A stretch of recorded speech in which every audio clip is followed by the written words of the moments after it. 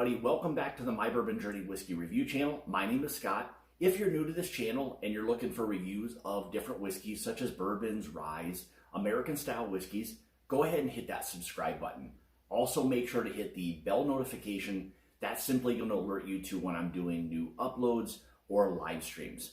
If you're already a supporter and a subscriber to the channel, thank you so much for all of your support. I can't say thank you enough for all of that. So today from Barton Distilling Company out of Bardstown, Kentucky, we have their very old Barton. This is going to be a mash bill of 75% corn, 15% rye, and 10% malted barley. 100 proof or 50% ABV, and again, it is a bottled and bond product.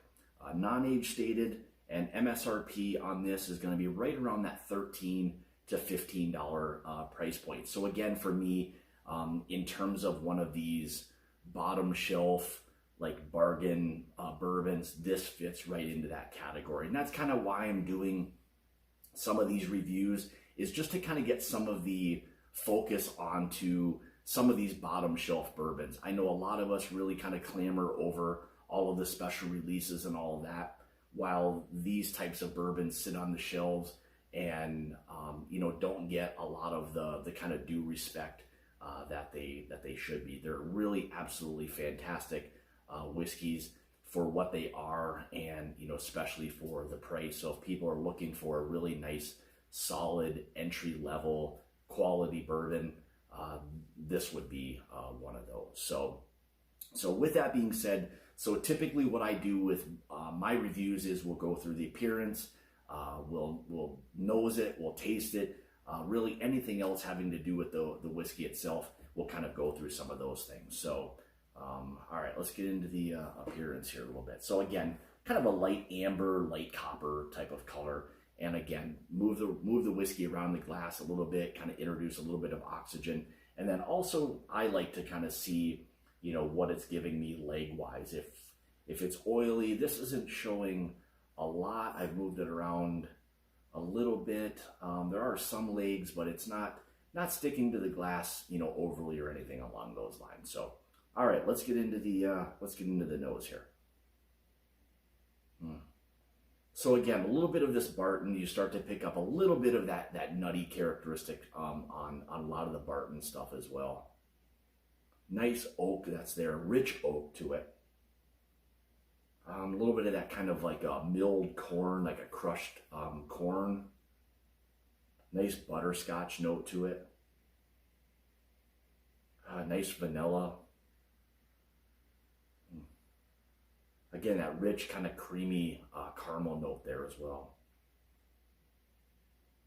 And even like a sweet fruit. I don't want to, as much as I would say tropical, there's something that's very sweet, like a tropical type of fruit that's there.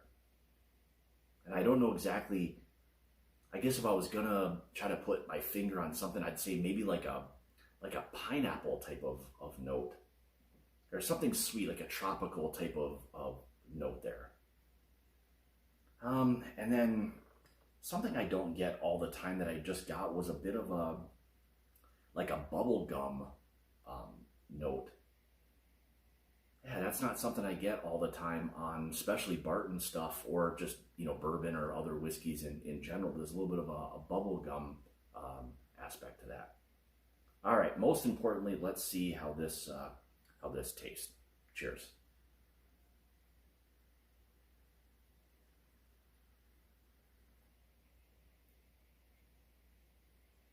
So immediately there's a really nice just punch of spice. A little bit of heat kind of going down. But that spice is really there. A little bit of that oak that's there as well. And then here comes kind of the sweetness. So now we've got some of the caramel, some of the vanillas are starting to kind of layer in there a little bit. Again, that butterscotch is there.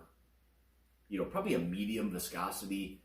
It's not overly oily or mouth coating, but it gives you a nice little hug that's there. So there is some heat to it. Not an unpleasant, so it's not just burning all the way down. It's just a nice kind of warming feel for the most part.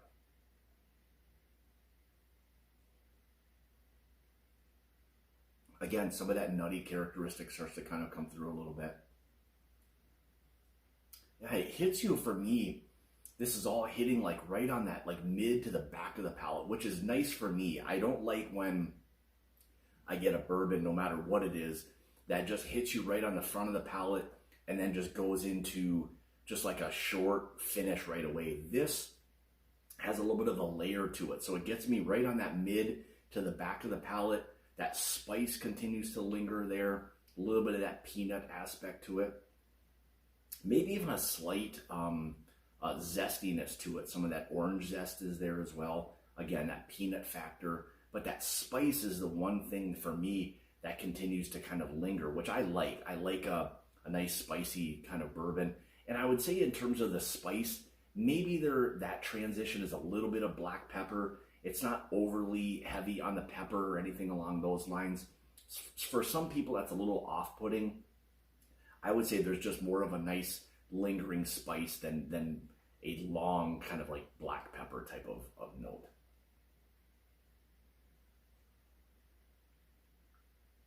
Just overall, a really, really nice, bourbon, and especially for a bottom shelf bourbon, it's an absolutely fantastic bourbon. One that I will definitely be stocking up a little bit more. This is one I haven't had in quite some time, and I didn't really recall how good it is. But now, kind of revisiting some of this stuff, I realized just overall how good of a bourbon it really is. So a lot of what it has going on, fits my profile of that, the oak, the caramel, some of the sweetness that's there.